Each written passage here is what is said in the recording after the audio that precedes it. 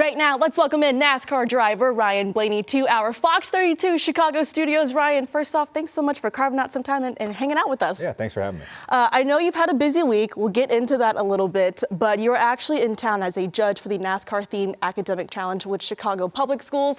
First off, what was it like out there today? Yeah, STEM and STEAM Fest was awesome. I was really happy that Chicago asked me to come out to it. There was about 625 kids out there.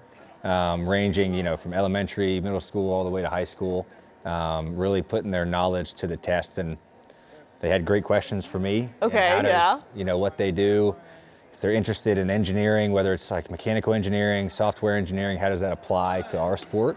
And we're always looking for people, so they might have some nice futures in NASCAR, which is good, but I had a great time, incredibly smart, human beings, and was a fun day.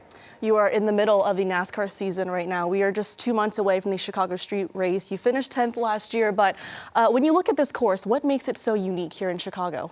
Yeah, I think a couple things really stand out to me. One, all the other courses we go to right there, designed to be as smooth as possible, and you get natural bumps over time. But when you go to a street course, there's millions of cars running on these roads every year, right? So they naturally get really rough and bumpy, and in race cars, it's probably 10 times worse of a ride than in a street car, right? So we feel every bump, and also it's just narrow, right? The streets are narrow, so one little mistake can be mayhem.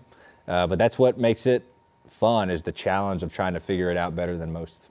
What is the biggest challenge for you, though, racing on this course here in Chicago? Yeah, don't knock down a wall. That's one of the things, and I mean, you're judging, inches at a time, of trying to figure out how close can I get without touching the wall, because then your day's ruined, right? So it's just risk reward type deal. So that's what I always find it the most difficult, is how do you maximize your speed?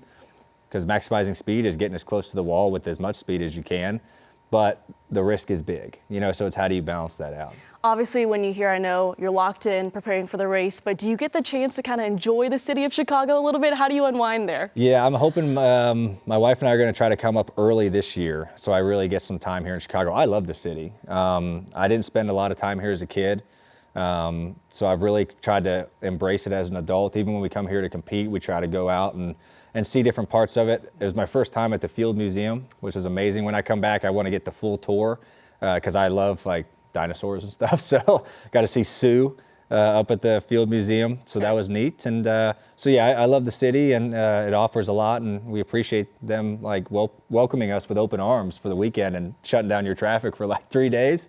But yeah, we get to spend some time. Hopefully we get to spend some more time here in a couple months. Have you found a favorite restaurant, favorite food here in Chicago yet? We're hoping to really hit up some restaurants when we come back. I love Chicago-style pizza. Okay. So I try to find the best spots for Chicago-style. I know some people who are not living in Chicago, they don't like Chicago-style pizza, but I personally really enjoy it. So I try to always find some good spots. So if you have any suggestions, I'm all ears. So I mentioned at the beginning of this interview that you've had a busy week. The race on Sunday, you were at WWE Raw on Monday in Kansas City. Have you always been a WWE fan? We saw you ringside, great seats, the beverage, and repping a Stone Cold Steve Austin shirt as well. Yeah, I had a vintage Stone Cold shirt. He was one of my favorite guys growing up. I kind of grew up in the Attitude Era, right? So late 90s, early 2000s. So all those guys, Kane, Undertaker, all those guys were just the wrestlers I loved watching, Stone Cold and The Rock. And the atmosphere at a WWE event is just unlike anything I've ever experienced. I like to think our fans are rowdy. WWE fans are absolutely, okay. I mean, they go above and beyond. So they're very passionate, and it was cool to be in an environment like that and just be a fan. I don't get to be a fan very much. I go to sporting events, but to be that close to the action, to see what they came up with that night, and the rivalries and the partnerships, it's pretty neat to see. Certainly not a bad way to unwind one bit, but also, what has it been like to see the crossover between WWE fans as well as NASCAR fans? Yeah, it is a fun crossover.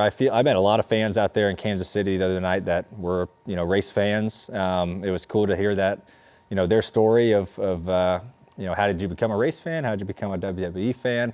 That crossover is pretty natural, I feel like. But yeah, I was really hoping to get in the ring and hit someone with a chair But Really? I feel like you have to get hit first with the chair. Okay, It's like, someone's got to initiate it first. yeah, it's like getting tased, right? Like if you have to get tased before you actually get a taser, like in the police. So I don't want to take a chair shot, so I couldn't find myself hitting someone with a chair if I haven't taken one.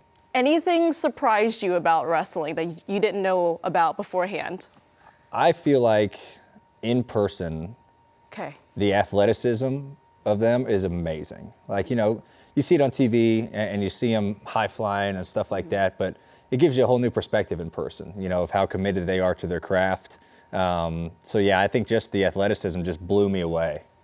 Before we let you go, my final question for you. The second season of Full Speed on Netflix premieres next week, May 7th. Yeah. I know you can't give us too many details, but what can fans look forward to watching this season? Well, I was excited that Netflix wanted to do a second season.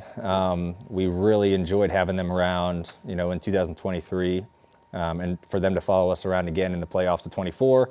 Following me around and my team trying to defend our title was a blast. And my wife and I just kind of opened up our doors to them, and I felt like it gave people a lot of relatability, you know, to see who the person is and not just the athlete, because I feel like we're two different people, right? When you're competing, it's different than when you're at home, you know, when you're relaxing. So I think for folks to watch that at home really understands like, okay, this person's personality is this way, you know, and I like them because of that, or I don't like them because of their personality. So it gives fans a great perspective and brings a lot of new eyes to the sport too.